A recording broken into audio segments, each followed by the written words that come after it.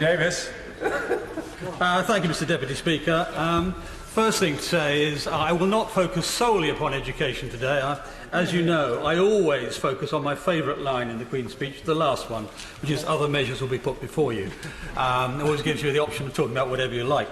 May I also say, to the, en passant, say to the Secretary of State a personal thank you for his announcement of the extra funding for special needs. He may know I have a special interest in this, a personal interest in this, and it's one which will go to a very important sector. Now, at the beginning of this Queen's speech, this is the longest ever Queen's speech I've known in terms of duration, at the beginning of this Queen's speech before Christmas, my honourable friend, the member for North East Derbyshire, said when he opened it that these have been difficult times for Parliament, unquote. But this is always the case when this country faces a point of inflection, a change of the historic position. And our nation now faces a reset moment on a par with 1945, when the Attlee government came in, and 1979, when the Thatcher government came in. Both of them had enormous national problems to solve, and we are in the same position. Now, Thatcher's revolution, controversial as it was above all a revolution of expectations, in which the United Kingdom once more realised it was able to stand on its own 2 feet. And in truth, we're facing something similar today. But in the next decade, Brexit will not be the biggest challenge to the UK government and to our nation. Fast globalisation of trade and massive technological change will create bigger challenges and bigger opportunities even than Brexit. In the last 30 years, that globalisation has raised half the world out of poverty, half the world. But it is not a trend which is secure. So we need, as a nation, to be ready to act both politically to ensure free trade remains central to the world's economic operating systems, and commercially to seize the advantages in that for ourselves. Now, Brexit is the catalyst in that process. It's not the outcome. Brexit by itself is not enough. To exploit the opportunities given to us by Brexit, we need to overhaul British society and the British economy, and that's the challenge in front of us. High-quality public services, education, healthcare, social support, the rule of law are a vital part of a decent society. But the government can only provide them if it has the resources to pay for them. And that's our first challenge and the fundamental weakness in all of the opposition arguments so far today. The reason Labour lost hundreds of thousands of votes in the north of England is because nobody believed they were able to pay for their promises. And the public were right, as always, and the Labour Party was wrong. So how are we? Well, what is it that will dictate whether or not we're able to meet the aims, our own aims for our society?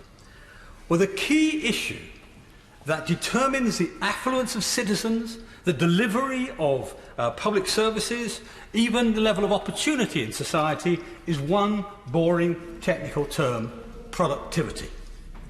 And from 1948, from shortly after the war, when they started measuring it, until 2008, productivity in this country, whether it's total productivity or labour productivity, grew by 2.25% a year. And it bounced around a bit, but never by very much. 2.25% year on year, every year, 1948 to 2008. 60 years. Since 2008, it's been at 0.5%. 0.5%. Which means, to give it, I will of course give way. I thank the honourable member for giving way. On that point of productivity, if people in my constituencies, indeed constituencies across the House, can't get trains, can't get buses, the infrastructure has been decimated, has been invested upon for the last 10 years or so, then that has a real impact on productivity up and down the country. How are the government going to address that? Directly to his question a little later in my speech, because he's exactly right in one respect. That is a contributory factor to productivity. But I'll say to him that he should not just look at the last 10 years who wants to comment about our infrastructure. The most used phrase by George Osborne when he was Chancellor was pointing at Gordon Brown You never mended the roof when the sun was shining. And that's exactly what happened through those Labour years. Profligate spending, poor spending, inadequate spending, but nevertheless didn't provide the services we needed. Now, what's the effect of that productivity? What's the size of the impact of it? Well, what it means is that had it not been the case, had it continued as it was for the previous 60 years, had we not had that financial collapse, largely on the watch of the Labour government and the Clinton administration earlier in the US, had we not had that, wages, income, the economy would have been about 22% bigger than it is today. 22%. Tax take would have been higher, the deficit would have been easier to pay off, the austerity would have been more manageable and shorter. All those things stemmed not just from the crash, but from the fact that they damaged the ability to recover from the crash by cutting our productivity, by allowing productivity to collapse. So this dramatic and apparent permanent reduction in productivity has got spectacular consequences across the whole of society, the whole of the economy, and that's what we have to solve. The productivity problem is a universal problem. No productivity means no progress. So how do we deal with it? The answers include education, skills training, research and investment. And of course, as the Honourable Gentleman quite rightly says, infrastructure.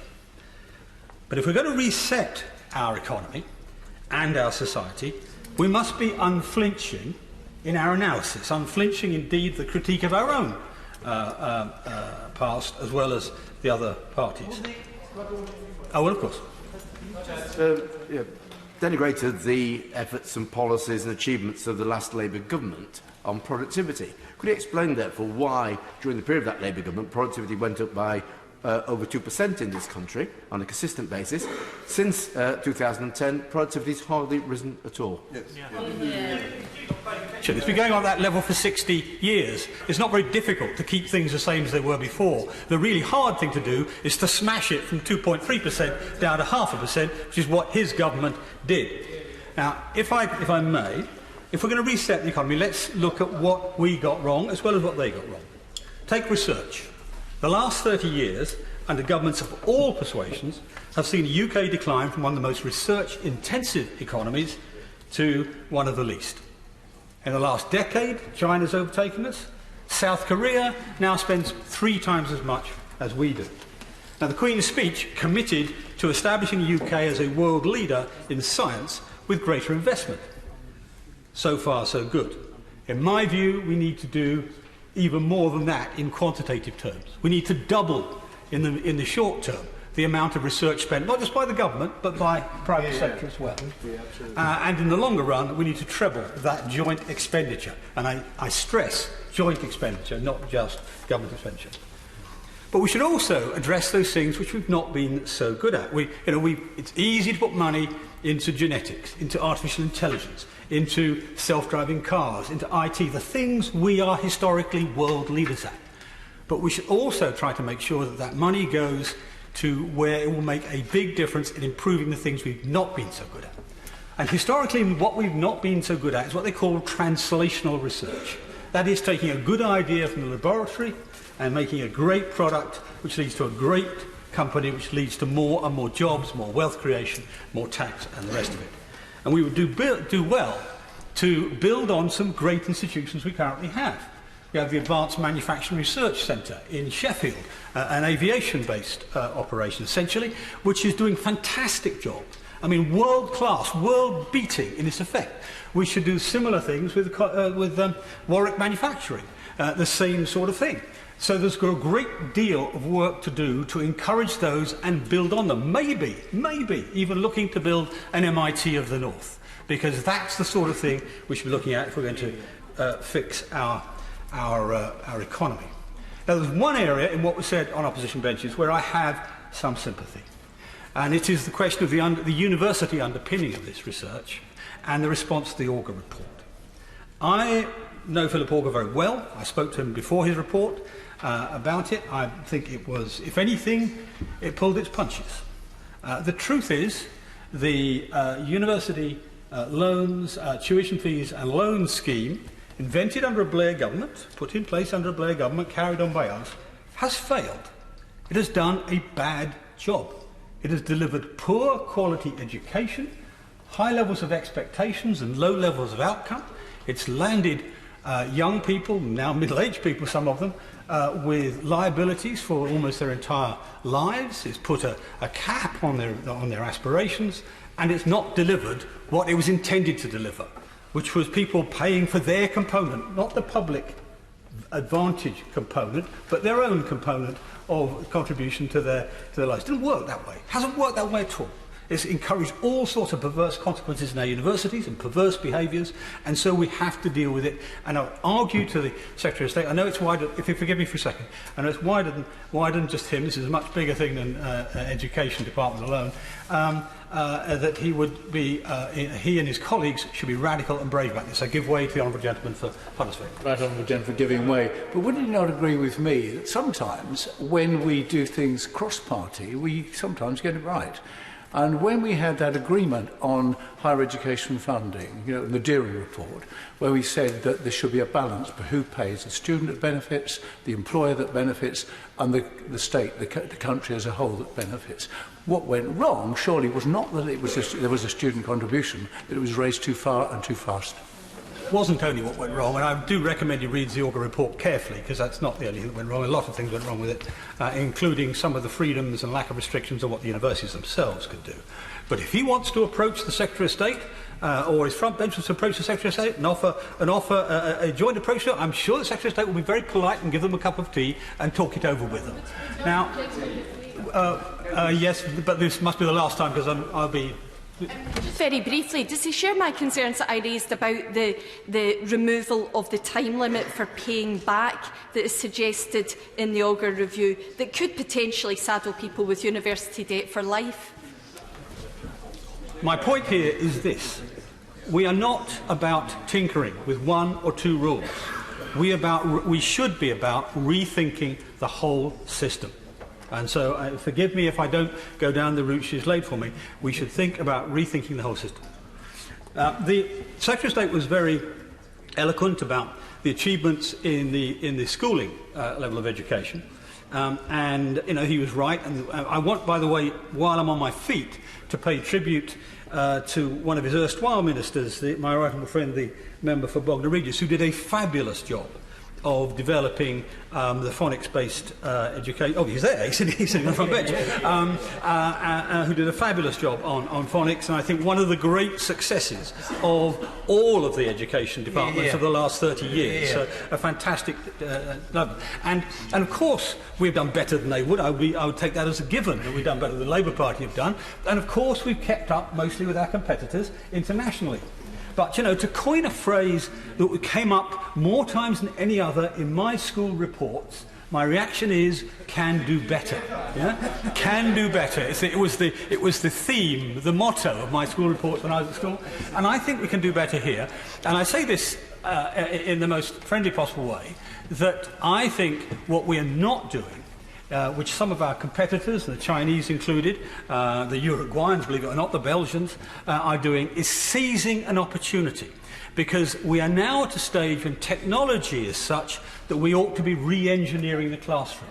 We ought to be able to re-engineer it so the best can do better and the least good can be pulled up to their best possible outcome. That's great for them, it's great for social mobility, and it's great for the economy as a whole. And I think we ought to think very, very hard about looking closely at all the things China has done. I think it's got 1,300 schools now using artificial intelligence, driving its teaching systems and making sure that every child is diagnosed to find what it's good at and what it's not good at.